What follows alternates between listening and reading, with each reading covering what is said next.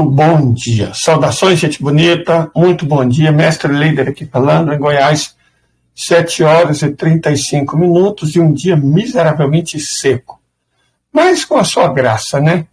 Então, gente, nós vamos começar mostrando as coisas que a gente devia ter mostrado há mais tempo, né? Vamos pegar a tela, vamos compartilhar o nosso Google Earth querido. Vamos sair do Brasil e vamos até o Oriente Médio. Quero mostrar para vocês o corredor Filadélfia. O que é o tal corredor Filadélfia? Bom, isso aqui é a Palestina, né? Palestina. Dentro da Palestina, nós temos essa área semi-destruída,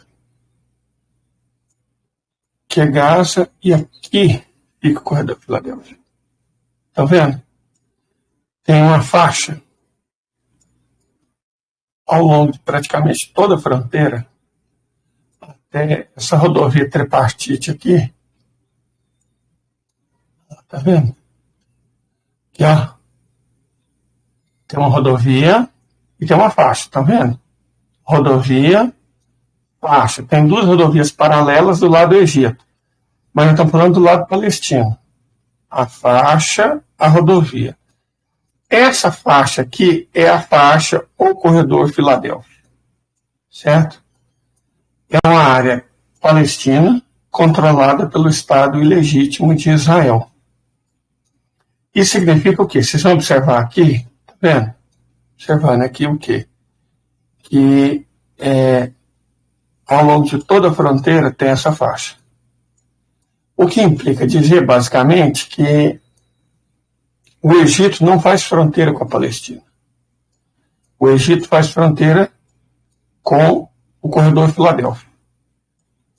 O corredor Filadélfia impede a conexão entre Gaza e o Egito. Entendeu? É uma ocupação ilegal, como todas, né? Só que essa aqui é mais explícita, tá vendo? É um corredor mesmo, não tem construção. Quando tem construção, vocês podem ter certeza que é do Estado ilegítimo. Mas basicamente não tem construção, tá vendo? Não tem construção nenhuma aqui. Nenhuma construção. Eu não sei de onde vem essas árvores. Aqui, ó. É até o fim. Até o mar. O corredor Filadélfia chega até o mar. Tá vendo? Chega até o mar. Não tem. Isso aqui tudo é controlado pelo Estado ilegítimo. Esse é o famoso corredor Filadélfia. Certinho? Faz uns 3 a 4 dias, um grupo de representantes da entidade legítima foi conversar com o Egito, conversas oficiais. Ao que consta, o Al-Sisi mandou eles embora depois de 5 minutos. Porque eles chegaram lá e falaram, nós vamos conversar aqui, mas pensar fogo, coisa assim, né? Pausa temporária, trégua. Mas o corredor Filadélfia não está em discussão. O que o Al-Sisi fez? Mandou eles todos embora. Então vocês voltam ao país de onde vocês vieram. Não tem conversa, não. Já chega impondo condição, não tem conversa. O Al-Sisi fez correto. De fato, o corredor Filadélfia é um instrumento importante da opressão que o Estado ilegítimo leva a cabo contra a população gazaíta, né? Que perdeu 200 mil de seus habitantes. Uma coisa para vocês, qual que é o lance? Controlando o corredor Filadélfia, na prática, o Gaza é um campo de concentração. Porque eles não podem sair para o Estado de Israel, eles não podem usar o mar deles, e eles não podem, em teoria, eles podiam sair pelo Egito, né? Podia ter troca com o Egito, mas graças ao corredor Filadélfia, não. Eles são completamente envolvidos pelo Estado ilegítimo e aí não tem o que fazer. É mesmo uma prisão a ser aberta. Uma prisão a ser aberta, o maior campo de concentração do mundo, em Gaza. É isso. Que agora está completamente destruída, né? As imagens deixam isso muito claro. Completamente destruído. Não existe mais Gaza. O Google atualiza tudo no mundo, mas aqui não atualiza, não. As imagens são de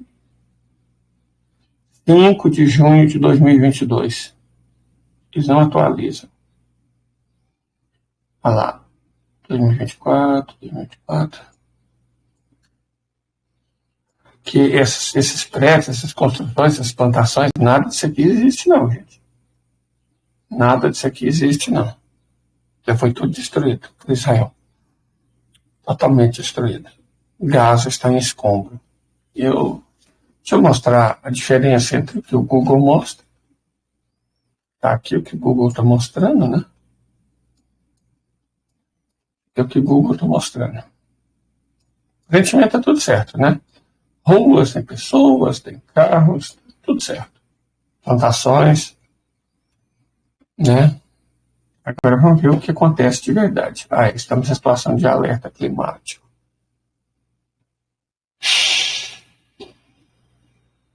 Então, falar. Deixa eu parar de compartilhar para vocês. Deixa eu mostrar como Gaza está de verdade, né? Para não dar aquela ilusão de que tá tudo certo. Não tem nada certo, gente. Mas por que nós estamos mostrando o corredor Filadélfia?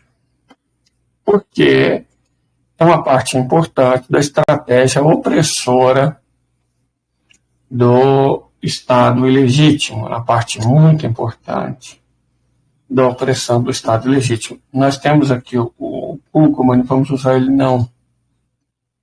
Eu gostaria de outro navegador, outra pesquisa, porque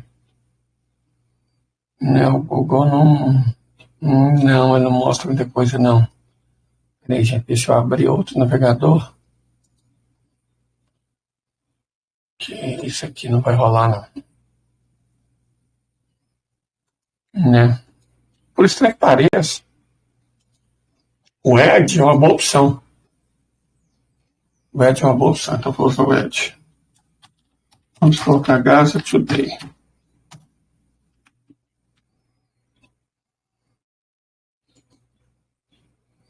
Pronto, agora eu vou compartilhar com vocês para ver que a realidade não é aquela que aparece no...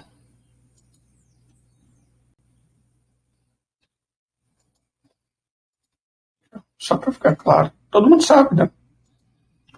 Mas, como eu vivo dizendo, óbvio, hoje em dia tem que ser mostrado. Então, vocês estão vendo isso aqui, como é que está Gaza hoje? Isso é Gaza. Não é aquele prédio que vocês viram, não. Gaza é isso aqui, ó. Isso aqui era uma mesquita. Depois aí que era escola, isso aqui são os bombardeios. Presta bastante atenção nos bombardeios. Porque o Estado ilegítimo não consegue entrar dentro de Gaza, né, sem ter grandes perdas. Então o que eles fazem? Eles bombardeiam. E o resultado é isso aí que vocês estão vendo. Isso é Gaza. Quer dizer, o que sobrou de Gaza. Esses aqui são os patrocinadores do que está acontecendo em Gaza, os Estados Unidos da América. Eles são os patrocinadores. Eles são cúmplices, são partícipes, são ferramentas, protegem as pessoas que estão fazendo isso aqui, são crianças. Mas parece que não é um problema para o Ocidente, não é um problema para a ONU, não é um problema para a imprensa ocidental, não é um problema para quem pede democracia. Né? É isso. Eu coloquei filtro para tirar as imagens mais pesadas, né? Que aqui a gente não trabalha com esse tipo de coisa. Apelação. Só quero que vocês vejam o que é Gaza. Isso é Gaza. Essas crianças chorando são Gaza, essa mãe desesperada é Gaza, essas casas totalmente destruídas é Gaza, esse fogo é Gaza, isso é Gaza. Hoje Gaza é isso. Certo? Hoje Gaza é isso. Militar israelense mata 15 palestinos. Conflito em Gaza, que você precisa saber, tal, né? É isso, Gaza é isso. Então, vamos tentar voltar para o nosso mapa, porque isso definitivamente assim, não nos faz bem, né? Não nos ajuda. Mas de manhã, então, nossa Senhora, vamos voltar ao mapa. Então, isso aqui que vocês estão vendo é fantasia, tá? Por isso que o Google Earth não atualiza. Não atualiza. O Google Earth não atualiza isso aqui. Atualiza outras áreas. Né? Outras áreas atualiza. Aí, ó. Isso aqui é de 8 de setembro. 8 de setembro. A última atualização. Vocês sabem o que é que lembra 8 de setembro, né? Vamos ver aqui. A data de imagem é 8 de setembro. Ah, sim, eles paralisaram para mostrar o andamento do conflito. Não, mas que gentis, né? Que gentis. Tem várias coisas que existem que eles não mostram aqui. Nós já mostramos isso. Mas, de toda forma, vamos comentar sobre o que anda acontecendo nesse canto do mundo. Como nós vimos na outra live, russos e iranianos estão flanqueando essa região aqui, ó. Desde o sul do rio Litani, ao longo da fronteira com a Galileia, até a fronteira com as colinas de Golã. Então, nós vimos no vídeo, essa região aqui está sendo flanqueada. Toda essa região aqui está sendo flanqueada. Essa região em forma de U está sendo flanqueada por tropas iranianas e tem muitos agentes russos aí. Aí alguém do canal falou uma coisa que é bastante inteligente. Assim, cara, o que tem tanto russo fazendo aí? Tem várias armas que o Hezbollah, vamos chamar carinhosamente Hezbollah, não sabe operar. Que os iranianos não sabem operar, porque são armas de alta tecnologia de fabricação russa. Então, se os russos estão, certamente, para operar essas armas. Né? Isso tem feito algumas mudanças interessantes na conformação do campo de batalha recentemente. O grosso das tropas do Estado Ilegítimo estava em Gaza ou oprimindo palestinos na Cisjordânia, além de trabalhar com a tortura em prisões, né, ilegais. Agora, um grande contingente de soldados, de agentes, né, do país lá, cujo nome nós não podemos dizer, estão sendo deslocados para o norte. Esse deslocamento de um grande conjunto de tropas de Gaza para o norte tem aliviado a situação tanto para os gazaítas quanto para os palestinos que residem na Cisjordânia, porque o Estado legítimo já perdeu prováveis 1 milhão de pessoas e não tem uma mão de obra assim tão grande a ponto de poder se dar o luxo de deslocar infinitamente pessoas para o norte, certo? Então, a defesa no sul fica fortemente enfraquecida. No Negev, particularmente, isso explica, entre outras coisas, porque o Alan Sarallah tem lançado ataques frequentes a essa cidade aqui, ó, Eilat. Você tem lançado ataques frequentes a Eilat, porque a defesa está sendo cada vez mais concentrada no norte, onde os iranianos já estão flanqueando. Como os iranianos, pelo que a gente viu, são milhares, muitos milhares, conseguiram chegar aqui, sinceramente eu não sei, não tenho a menor ideia como eles fizeram esse deslocamento quase. Eu sei onde eles ficam, né? Nos túneis do Hezbollah. O Hezbollah já mostrou uma larga rede de túneis cortando o território do Líbano e da Síria, túneis profundos, limpos, muito bem administrados, muito bem equipados, profundos, é indefensável, né? Onde eles colocam munição, arma, pessoal, logística. Então, certamente, se essas tropas iranianas e esses auxílios russos foram vistos, é porque eles quiseram ser vistos. Porque é óbvio que eles não chegou lá, tipo, semana passada, de repente, não, isso não existe.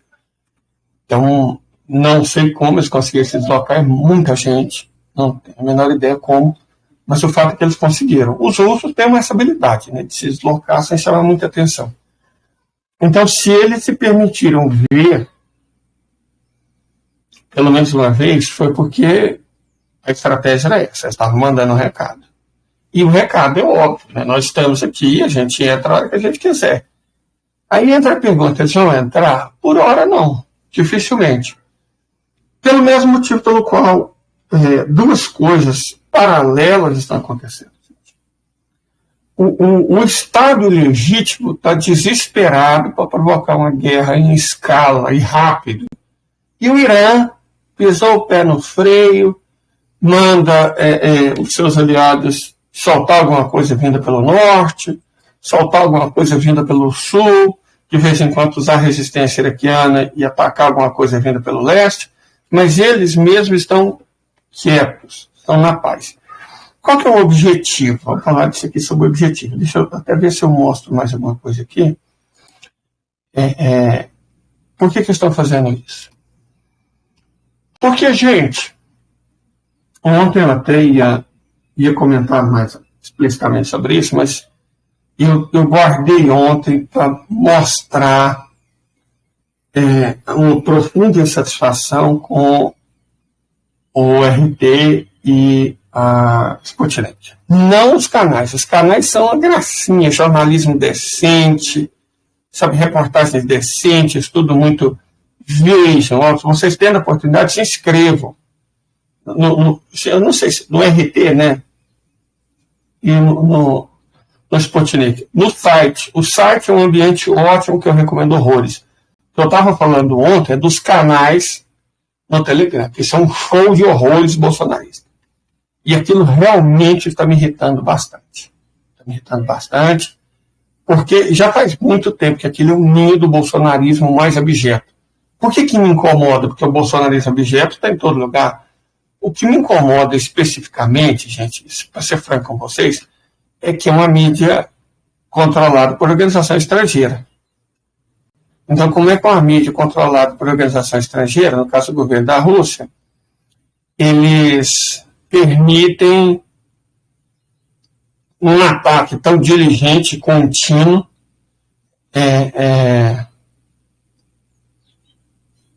ao Estado brasileiro, ao governo brasileiro? Certamente aquilo me incomoda. Sei que o Telegram é uma terra de ninguém, mas eu não estou discutindo o Telegram.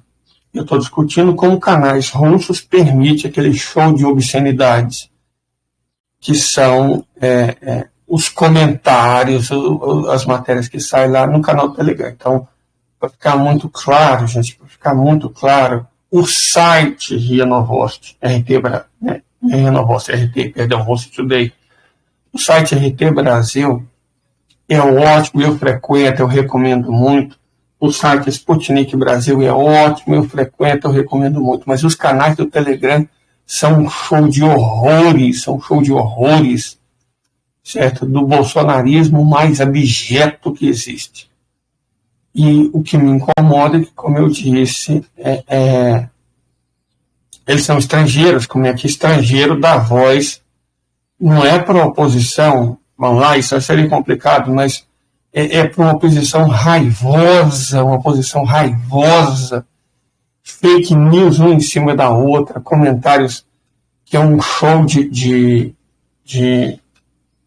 representa um show de obscenidades, basicamente bolsonaristas. Mas antes da gente continuar, rapidinho aqui, eu vou compartilhar outra tela para explicar uma coisa que é muito importante para vocês. A camarada Ana Valéria passou para nós ontem, e a gente viu com bastante cuidado e, claro, temos que compartilhar. Deixa eu só pegar aqui, ó. Deixa eu compartilhar essa tela, que enquanto eu leio, vocês podem observar. Eu acho bastante justo. Muito bem. Primeiro, esse texto do Alastair Cook, que, gente, vamos falar sério.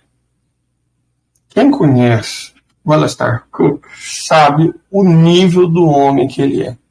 Ele é um senhor idoso, foi diplomata no Oriente Médio, fala basicamente todas as línguas do Oriente Médio, conhece todo mundo que é para ser conhecido. Dos 3 lados do conflito. Ele conhece todos. Então ele sabe de coisas. O Alastair Cook é o cara, sabe? Todo mundo sabe que eu tenho uma admiração muito profunda pelo Martianov, pelo Dmitry Orlov, pelo Berra, né? Pelo Finado Raevski, pelo Larry Johnson, pelo Scott Ritter, tem muita gente boa. Mas se me perguntar qual que é o melhor, aquele que, né, tudo sabe, tudo vê, é o Alastair. sabe, não é só um respeito à idade e à sabedoria dele, não. É um respeito ao trabalho dele. Então, o Alistair Crooke, ele não precisa de mídia, ele não tem que inventar. Ele não está nesse ramo eu preciso causar. Não. O Alistair é outro nível. O Alistair é outro nível. Então, vamos ver o texto que ele escreveu aqui. Deixa eu ver se eu consigo ler o texto integralmente. Vou ler para vocês o texto integralmente. Aí vai ficar a capa. Deixa eu até compartilhar isso. Eu vou até compartilhar isso, que eu leio o texto integralmente para vocês. E vocês podem localizá-lo. Eu acho isso importante. Sempre que eu posso, gente, eu deixo fonte. Eu acho a fonte uma coisa muito, muito importante para que as pessoas não sejam enganadas. A internet está tão cheia de nossa senhora, socorro. Mas vamos lá. O texto, como nós vimos, publicado no dia 20, portanto, antes de ontem, do Alistair Crooke, que, como eu disse, dispensa comentário, gente, de verdade. Dispensa comentário. Esse Quantum Bird, eu não consigo gostar dele, sabe? De verdade, eu tento. Ele publica muita coisa boa, mas quando ele desanda a falar do Brasil, oh meu Deus do céu, eu não sei quem se esconde por trás do pseudônimo, mas ele é tipo o Pepe, não estou falando que é o Pepe, não, mas ele é tipo o Pepe. Ótimo quando fala da Ásia, mas passou para falar do Brasil, nossa, é uma metralhadora de bobagem, né? Mas esqueça o quanto, vamos ver o texto do Alistair, publicado originalmente no dia 19. Os israelenses têm estado profundamente divididos nos últimos anos, incapazes de se unir em torno de um governo. Após 5 eleições gerais, eles decidiram demitir a equipe Lapid Gantz e colocaram uma nova coalizão, formada por Netanyahu e pequenos partidos supremacistas judeus no poder. No entanto, logo após a formação do novo governo, houve um grave surto de remorso dos compradores, com um segmento substancial de israelenses aparentemente pronto para contemplar quase tudo para derrubar seu governo. Manifestações têm ocorrido regularmente em Israel para evitar que o país se torne, nas palavras de um ex-diretor do Mossad, um estado racista e violento que não pode sobreviver. Eu acho que com certeza foi irônico, né? O Alistair foi irônico. Para que o país se torne, desde quando Israel deixou de ser isso? Mas enfim, né? Mas provavelmente aí está a ironia, já é tarde demais. A maioria das pessoas de fora de Israel tende a agrupar pontos de vista diferentes e muitas vezes opostos em Israel, apenas pela perspectiva reducionista de ver todos esses diversos atores como sendo judeus e sionistas de matizes ligeiramente diferentes. Eles não poderiam estar mais errados. Gente, não é uma coisa que eu amo ler, mas se o Alistair está falando, vale a pena ouvir. Há uma divisão existencial. Certo? O que aconteceu? O que eu fiz aqui, meu Deus? Nossa Senhora. Não era para...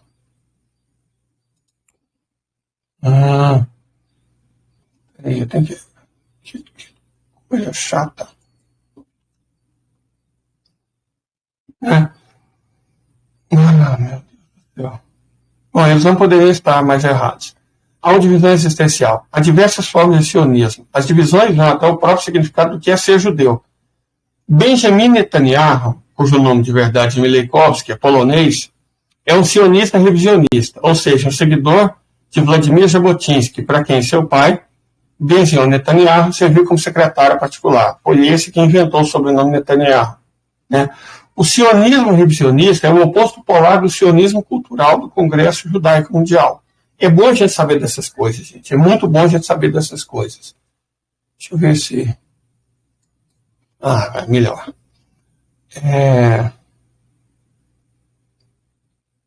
Quando jovem, Netanyahu declarou que a Palestina, abre aspas, é uma terra sem povo, era um povo sem terra. Consequentemente, ele era a favor da expulsão de todos os árabes insufladores, como eles viam. Além disso, ele defendia a ideia de que o Estado de Israel se estendesse do Nilo ao Eufrates, o tal grande Israel. No entanto, durante seus 16 anos como primeiro-ministro, Netanyahu foi visto como moderado. Gente, mais pragmático, mas ainda desonesto, sim, de verdade. Em retrospecto, talvez ele tenha simplesmente se adaptado aos tempos, ou possivelmente ele estava praticando a dupla verdade straussiana, a prática que Léo Strauss ensinou aos seus seguidores. Nós temos que falar uma hora sobre isso. como único meio de preservar o verdadeiro judaísmo dentro do abrangente ethos liberal europeu, em grande parte Askenazi. É aquilo que eu sempre falei. O que é Israel? É o Estado colonialista europeu oriental, né? Askenazi. O esoterismo de Strauss traz de Maimonides, o mítico judeu dos primórdios, também um bom filósofo, recomendo, consistia em professar externamente uma coisa mundana, enquanto internamente preservava a leitura esotérica do mundo completamente contrastante. Só para esclarecer, os sionistas revisionistas, dos quais Netanyahu faz parte, incluem Menachem Begin e Ariel Sharon, que demonstraram que eram capazes com a Nakba, a expulsão em massa dos palestinos em 1948. Netanyahu é dessa linha, assim como uma importante facção dominante em Washington. Vamos lá. A guerra com Washington após 7 de outubro. No início, Washington reagiu com apoio refletido e imediato a Israel, vetando várias resoluções de cessar-fogo no Conselho de Segurança da ONU e suprimindo totalmente as necessidades militares de Israel para a destruição do enclave palestino em Gaza. Estão ouvindo? Era impensável aos olhos do estabelecimento dos Estados Unidos fazer qualquer coisa que não fosse apoiar Israel. A borda militar qualitativa, que em Israel está consagrada como uma estrutura fundamental que sustenta o galho frágil sobre o qual repousa a hegemonia dos Estados Unidos. É aquilo que nós falamos. As coisas na Ásia mudaram. O Alteza Real, o príncipe Mohammed bin Salman bin Abdulaziz Al Saud, já chutou o pé na bunda dos americanos, eles estão sendo expulsos do Oriente Médio em todos os países, e agora só tem Israel. Todavia, entanto, os americanos comuns e alguns membros da administração estavam assistindo os horrores do genocídio ao vivo em seus telefones celulares. O Partido Democrata começou a se fragmentar gravemente. Os corredores do poder nos bastidores começaram a pressionar o gabinete de guerra israelense para negociar a libertação de reféns e concluir um cessar-fogo em Gaza, esperando retorno ao status quo antes, ou seja, aquilo que era. Mas o governo de Netanyahu, de várias maneiras tautológicas, disse não, jogando descaradamente com o trauma do 7 de outubro de seus cidadãos para afirmar a necessidade de destruir o Hamas. Washington compreendeu tardiamente que o 7 de outubro era agora o pretexto para os seguidores de Jabotinsky fazer o que sempre quiseram fazer, expulsar os palestinos da Palestina. A mensagem israelense foi perfeitamente recebida e compreendida pelas camadas dominantes de Washington, os sionistas revisionistas, que representam cerca de 2 milhões de israelenses. Pretendiam cinicamente impor sua vontade dos anglo-saxões, ameaçados com a deflagração de uma guerra com o mundo, na qual os Estados Unidos seriam queimados. Eles não hesitariam em mergulhar os Estados Unidos em uma ampla guerra regional, caso a Casa Branca tentasse minar o projeto da neonática. Vocês estão acompanhando, né? Vocês são inteligentes, vocês estão entendendo. Apesar do apoio absoluto que Israel tem em Washington, parece que a classe dominante decidiu que o ultimato do estratagema revisionista não podia ser tolerado. Uma eleição crucial nos Estados Unidos estava em andamento. O soft power dos Estados Unidos em todo o mundo estava entrando em colapso, de fato. Qualquer pessoa ao redor do mundo que estivesse observando os desenrolados acontecimentos entendia que matar mais de 40 mil pessoas inocentes, 200 mil segundo as fontes, não tinha nada a ver com a eliminação do Hamas. As pessoas não são idiotas. Vamos entender o histórico. Como eu disse, ela está croque e manja do Oriente Médio mais do que qualquer outro, de qualquer língua, religião, status ou Estado. Para entender a natureza dessa guerra oculta entre os sionistas e revisionistas de Washington, é necessário revisitar Leo Strauss, um judeu alemão que deixou a Alemanha em 1932 sob os auspícios de uma bolsa da Fundação Rockefeller, para finalmente chegar aos Estados Unidos em 1938. A questão aqui é que as ideias em jogo nessa luta ideológica não se referem apenas a palestinos e israelenses. Isso tem a ver com o controle de poder. Todo mundo sabe quem são os straussianos. A essência da agenda do atual governo israelense, especialmente a controvérsia reforma legal, é pura derivação de Leo Strauss. A preocupação entre os governantes dos Estados Unidos era que a agenda de Netanyahu estava se tornando um puro exercício de poder straussiano, às custas do poder secular americano. Isso quer dizer que as noções revisionistas são compartilhadas pelo influente grupo de americanos que se formou em torno do professor de filosofia, Leo Strauss, na Universidade de Chicago. Você sabe o que é para a Universidade de Chicago? É a sede, a mãe do neoliberalismo. É de lá que estudou, por exemplo, qual é o nome do Posto Ipiranga? Né? O ministro da Economia, que já tinha destruído o Chile em 73 e ajudou o Bolsonaro a destruir o Brasil. Lá é alma mater de gente como Roberto Campos Neto, certo? O pessoal do Reagan. Muitos relatos dão conta que ele havia formado um pequeno grupo interno de estudantes judeus fiéis a quem dava aulas orais particulares. O significado interno esotérico para a política estava centrado, segundo os boatos, na afirmação da hegemonia política como meio de proteção contra o novo Shoah, o Holocausto. O cerne do pensamento de Strauss, gente, leia esse artigo, clique nos links.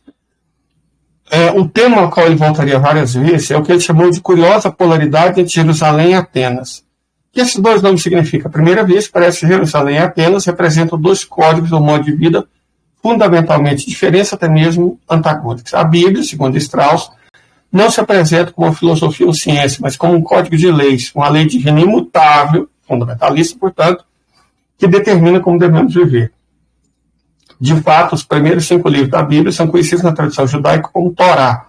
E Torá talvez seja traduzido mais literalmente como lei. A atitude ensinada pela Bíblia não é de auto-reflexão ou exame crítico, mas de absoluta obediência, fé e confiança na revelação. Se o ateniense paradigmático é Sócrates, a figura bíblica paradigmática é Abraão e o Aquedá, a amarração de Isaac, que está preparado para sacrificar seu filho por uma ordem divina e inteligível. Sim, a democracia liberal ocidental trouxe igualdade civil, tolerância e o fim das piores formas de perseguição. No entanto, o mesmo liberalismo exigiu que o judaísmo, assim como outras religiões, passasse pela privatização da crença, a transformação da lei judaica em uma autoridade comunitária para os limites da consciência individual. O resultado, conforme analisado por Strauss, foi uma bênção mista. O principal liberal da separação de Estado e sociedade, princípio, na vida política, na crença privada, não poderia deixar de resultar na protestantização do judaísmo, sugeriu ele.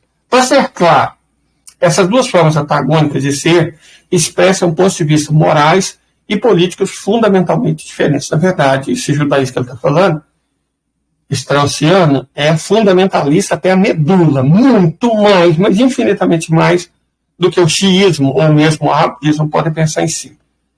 Transforma os crentes, os evangélicos, em pessoas sensatas. Essa é a essência que divide os dois campos que habitam Israel atualmente. O judaísmo cultural democrático versus o judaísmo de fé e obediência à revelação divina. Aí, olha, você está entendendo. Preparando a armadilha para os Estados Unidos. Os straussianos nos Estados Unidos começaram a formar um grupo político há meio século, em 72. Todos eles eram membros da equipe do senador democrata Henry Scott Jackson, incluía Elliot Abrams, Richard Perry e Dave Rosmer. Em 1996, esse trio de straussianos escreveu um estudo para o novo primeiro-ministro israelense, Benjamin Netanyahu. Esse relatório, a estratégia Clean Break, defendia a eliminação de Yasser Arafat, a anexação dos territórios palestinos, uma guerra contra o Iraque e a transferência dos palestinos para lá, para o Iraque. Netanyahu fazia parte desse ciclo. A estratégia foi inspirada não apenas nas teorias políticas de Leo Strauss, mas também na de seus amigos, Zeev Jabotinsky, fundador do sionismo revisionista, de quem o pai de Netanyahu foi secretário particular. Para evitar confusão, os straussianos americanos, hoje normalmente chamados neocons, para não lembrar que são judeus sionistas, não se opõem, em princípio, à agência NACBA do governo Netanyahu. Não foi o sofrimento dos habitantes de Gaza que os incomodou, ao contrário, foram as ameaças de sionistas revisionistas de lançar um ataque ao Irã e ao Líbano. Pois se essa guerra fosse iniciada, o exército israelense, com certeza, não seria capaz de derrotar o Hezbollah sozinho. E para Israel, travar a guerra contra o Irã seria uma loucura certificada. Por isso que Netanyahu tenta, de todas as formas, criar situações que jogam os Estados Unidos na guerra. E o Irã sabe disso. É por isso que o Irã, mas por que o Irã não ataca logo? Não. Gente, vocês acham que essas coisas o Irã não sabe? Bom, assim, para salvar Israel, os Estados Unidos, sem dúvida, seriam forçados a intervir. O equilíbrio do poder militar mudou consideravelmente para o Hezbollah e para o Irã desde a guerra israelense-libanesa de 2006. E qualquer guerra agora seria um empreendimento arriscado. Nessa guerra, os israelenses foram derrotados. E eles retomaram o sul do Líbano. No entanto, isso é essencial para a agenda esotérica interna, tácita, do governo israelense. A única alternativa para os Estados Unidos seria incentivaram o golpe militar em Tel Aviv, que claramente eles tentaram. Alguns oficiais sêniores e oficiais israelenses não comissionados já se uniram para sugerir isso. Em março de 2024, o general Benny Gantz foi convidado para ir a Washington contra a vontade do primeiro-ministro. Eu lembro muito bem dessa história. No entanto, ele não aceitou o convite para derrubar o primeiro-ministro. Ele foi para se certificar que ainda poderia salvar Israel e que seus aliados nos Estados Unidos não se voltariam contra o quadro militar israelense. Isso pode parecer estranho, mas a verdade é que o IDF se sente prejudicado e até mesmo traído. O acordo firmado no início do governo entre Netanyahu e Itamar Ben-Gvir foi o que mais destoou dessa ansiedade. O acordo governamental previa que Ben-Gvir chefiasse uma força armada autônoma na Cisjordânia. Ele foi encarregado não apenas da Polícia Nacional, mas também da Polícia de Fronteira, que até então é responsabilidade do Ministério da Defesa. O acordo também previa a criação de uma Guarda Nacional em grande escala. Eu não sei como é que eles pensavam em pagar isso e de onde eles iam tirar a gente. Israel perdeu 1 milhão de pessoas. Ben-Gvir é um carranista, ou seja, um discípulo do Gavir Meir Kahane, do Rabino Meir Kahane, que exige a expulsão dos cidadãos árabes palestinos de Israel e dos territórios ocupados e o estabelecimento de uma teocracia. E não esconde que deseja usar a polícia de fronteira para expulsar as populações palestinas, sejam elas muçulmanas ou cristãs. As forças oficiais de Ben-Gvir representam, como observou Benny Gantz, um exército particular. Mas isso é só a metade, pois ele mantém separadamente a lealdade de centenas de milhares de colonos vigilantes na Cisjordânia, sob os quais o rabino radical Dov Lior e seu ciclo de influência radical do rabino Jabotinsky tem controle. Vocês estão percebendo que isso aqui é um verdadeiro show de horrores de fundamentalismo religioso teocrático? Que é muito mais complicado do que só ser um Estado racista de apartheid? Está lidando com malucos fundamentalistas? Estão percebendo, né? O exército regular teme esses vigilantes, como os vimos na base militar de Sde Teiman, quando os vigilantes da milícia de Ben-Gvir invadiram a base para proteger soldados acusados de estuprar prisioneiros palestinos. A ansiedade do escalão militar israelense com a realidade desse exército de Jabotinsky é evidenciada pela advertência do ex-primeiro-ministro Ehud Barak. Abre aspas. Sob a cobertura da guerra, um golpe governamental e constitucional está ocorrendo em Israel. Sem que um tiro seja disparado. Se esse golpe não for interrompido, ele transformará Israel numa ditadura de fato dentro de semanas. Netanyahu e seu governo estão assassinando a democracia. A única maneira de impedir uma ditadura em um estágio tão avançado é fechar o país por meio da desobediência civil não violenta em larga escala, 24 horas por dia, 7 dias por semana, até que esse governo caia. Israel nunca enfrentou uma ameaça interna tão séria e imediata à sua existência e ao futuro como sociedade livre. É o país apodrecendo por dentro. O site do IDF quer um acordo de cessar-fogo por reféns, principalmente para deter Ben-Gvir. Não porque isso resolve a questão Palestina e Israel. Isso não resolve. Mas o ultimato de Netanyahu é que, se o assassinato de Haniyeh não for suficiente para mergulhar os Estados Unidos na grande guerra que dará a ele, vocês estão vendo, Netanyahu, a grande vitória, ele sempre poderá desencadear uma provocação maior. Ben-Gvir também controla a segurança. Aí, gente, isso é muito perigoso. Vamos começar tudo de novo e ver com calma. Mas o ultimato de Netanyahu é que, se o assassinato de Haniyeh não for suficiente para mergulhar os Estados Unidos na grande guerra que dará a Netanyahu a grande vitória, ele sempre poderá desencadear uma provocação maior. Ben-Gvir controla a segurança do Monte do Templo. Há sempre a escada escalonada do Monte do Templo, Mesquita de Al-Aqsa, disponível para subir por meio da ameaça da destruição da Mesquita de Al-Aqsa. Vocês repararam que a Arábia Saudita está quietinho. Não falam lá, sua Alteza está muda. Cara, vocês entraram na Mesquita de Al-Aqsa, vocês tentar destruir a Mesquita de Al-Aqsa, aí vocês verão o inferno. Eles verão o inferno. Os dois. O na terra e logo em seguida o que os espera.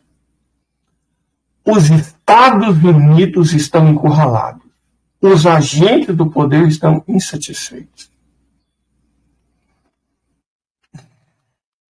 É isso. Leiam Alastair Crooke. Sempre que ele escreve alguma coisa, ele sabe do que fala. Ele sabe muito bem do que fala. Ele tem uma noção muito clara das coisas. E é exatamente isso que ele disse. Eu acho que isso explica muito bem o que está acontecendo. Explica muito bem. O risco da guerra real, o risco do escalonamento real, e por que eu sempre dedico mais tempo a Israel do que a Ucrânia. Quando eu faço minhas lives, eu falo um pouquinho de Ucrânia e falo mais de Israel. Por quê? Porque a Ucrânia está dominada. A Ucrânia já era. A Rússia já tem um controle. Ela só não tem a posse, mas ela tem quando ela quiser. Ela sabe que está enfrentando a OTAN e ela não tem medo da OTAN. Porque no limite, por mais que o salsicha de fígado seja um covarde inútil, por mais que seja lá o nome da desgraça que governa atualmente o Reino Unido, né? Mas isso não faz diferença. Quem manda são os Estados Unidos, eles são só cachorrinhos fraudiqueiros, e eles não têm capacidade industrial e tal, e no limite eles são racionais. Agora, o caso de Israel é muito mais complicado do que isso. Porque o caso de Israel tem tudo envolvido, menos racionalidade. E isso é perigoso de uma maneira que eu acho que eu não preciso ficar dizendo.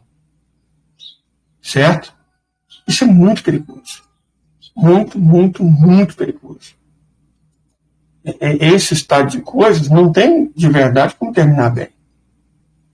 Certo? Não tem, gente. Sinceramente. Como é que uma coisa dessa vai terminar bem? Qual que é a chance de uma coisa dessa terminar bem? Os caras precisam, eles querem desesperadamente a guerra para instalar uma teocracia judaica do Nilo ao Tigre, do Iraque ao Egito, controlando completamente a passagem entre a Eurásia e a África.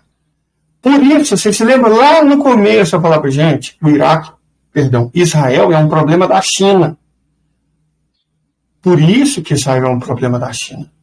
O que a China quer é bem simples. Fazer uma ferrovia atravessando o Negev. Vou mostrar aqui para vocês, Negev. Compartilhar de novo o mapa. Fazer uma ferrovia atravessando o Negev e assim poder... Aqui, ó, o Negev. O que a China quer é simples. Certo? Ela faz uma ferrovia da Rota da Seda até Bagdá. De Bagdá, ela entra pela amiga Arábia Saudita. A Jordânia vai ser da Arábia Saudita, não tem outro jeito, né? Atravessa o Negev, e aí você entra no Egito e tem a conexão da Eurásia inteira com a África. O que impede a conexão da Eurásia com a África? É o Estado de Israel.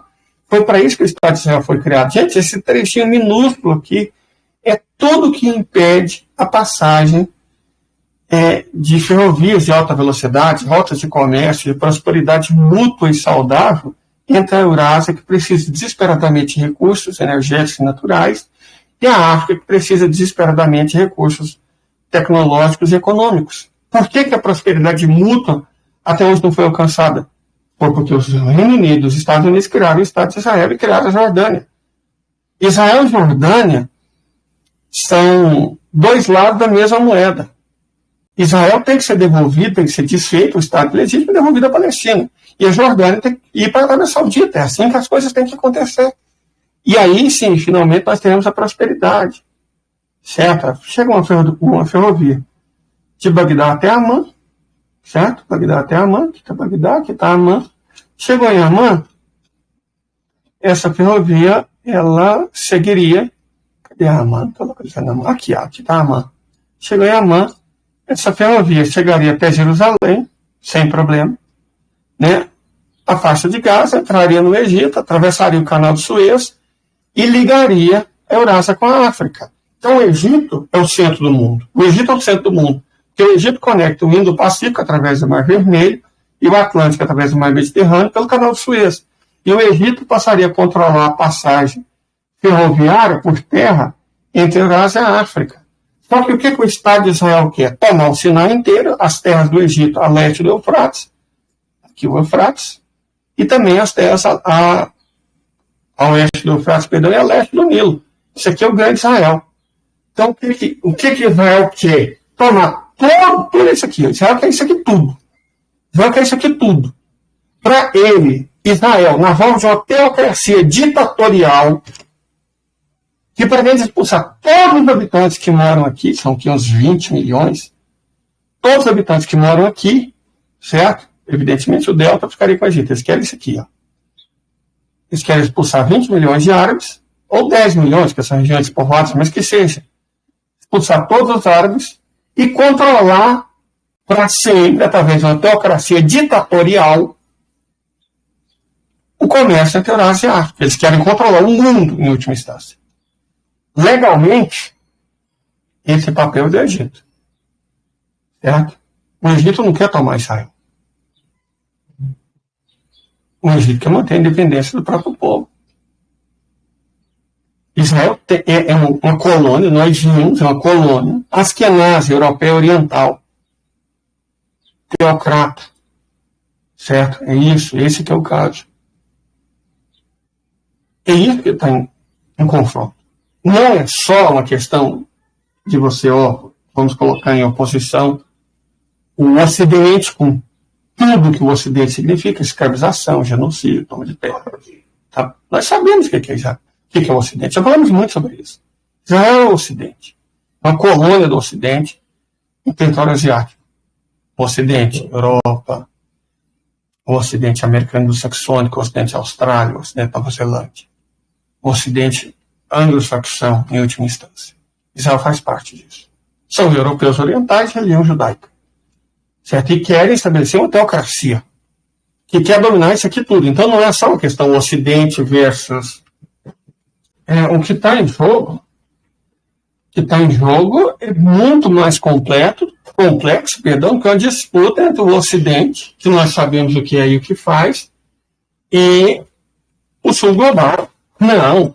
O que está em jogo é uma visão supremacista, teocrática, de extrema direita, sionista, racista até a medula, de apartheid, contra a humanidade, cara. O Ocidente é ateu e anti-espiritualista. A teocracia que os israelenses querem implantar não é até, evidentemente, não é anti-espiritualista. Nós vimos. São cabalistas, eles têm, loucuras assim as mais... Então, assim, é muito mais complicado do que o debate Ocidente-Sul global. Ocidente restante da humanidade. Não. O Estado de Israel é inimigo também do Ocidente. Lembra da tese Jerusalém versus Atenas? Eles consideram o Ocidente também um inimigo. E eles querem levar o mundo à guerra global para realizar aquilo que eles pretendem. Se for preciso levar o planeta inteiro, a Terceira Guerra Mundial, para eles estabelecerem a loucura deles, do grande Israel, eles vão fazer isso. Eles são dispostos a fazer isso. E é muita ingenuidade achar que eles não têm essa capacidade. Se forem deixados soltos. O que está em disputa é muito mais, reitero, do que Ocidente versus humanidade. O que está em disputa são radicais, fundamentalistas, religiosos, extremistas versus humanidade, incluindo o Ocidente. E é por isso que eles não podem vencer. De forma alguma. E é por isso a cautela do Irã e a firmeza da Rússia. A calma, a tranquilidade saudita. A observância chinesa. Está todo mundo de olho. Todo mundo sabe o que está em jogo. Os europeus fingem que não, porque a Europa é um pedaço patético daquilo que já foi um dia. Sabe, a Europa, você vê as leis, você vê a coisa na Alemanha, por exemplo. Que loucura da Alemanha. A Alemanha já era, né? Na verdade, a Alemanha já era. A única solução para a Alemanha é acabar com ela. A Alemanha foi um estado criado para a burguesia. Né? O alemão foi uma língua inventada. A Alemanha foi um país inventado. A Alemanha surgiu em 1870, pelo amor de Deus. É um país que mal tem 150 anos. Foi invenção burguesa, um Estado para a burguesia, que já deu o que tinha que dar, já causou guerra a não poder mais, já causou sofrimento a não poder mais. A Alemanha, como experiência burguesa, já deu. Vamos separar ela, sei lá, em Bavária, ou Alemanha do Sul, Alemanha Oriental, Alemanha Ocidental, alguma coisa tem que ser feita. Certo? Mas, de toda forma, é muito mais complexo o que está em jogo do que normalmente a gente acha, do que normalmente nos ensina. A humanidade está em grave e severo perigo. O que está acontecendo no Estado legítimo não é pouca coisa, não é simples, não é brincadeira. É sobre isso. Acho que fica até meio cínico desejar um bom dia, né? Mas eu realmente desejo um bom dia para todos vocês. Eu realmente desejo um ótimo dia para todos vocês. Porque a gente precisa de bom dia até para enfrentar um mundo tão perigoso, né? Porque o mundo está perigoso. É indiscutível. Não vê quem não quer. E você não querer enxergar as coisas não impede elas de acontecerem. Já leram um ensaio sobre a cegueira de José Saramago? Que é sobre isso. É sobre isso. O ensaio sobre a cegueira é sobre isso. E nós não podemos escolher a escuridão. Seguir a luz. Mas a sombra está chegando. E negar isso não vai ajudar a gente. Então, basicamente, um ótimo dia, camaradas, todos vocês. Se mantenham firmes e se mantenham bem informados. Aleister Crowley. Se ele escreveu, podem confiar. Ele não tem mais idade para dar uma de Churchill, não. O cara é bom mesmo. O cara é realmente muito bom. Ele tem prestígio e merece esse prestígio. A vida dele foi feita para merecer o prestígio que ele tem hoje. Ouçam o que esse homem diz. Leiam ele. Discordam direito, não é um Deus. Mas ele sabe o que está falando. Certo? Então, até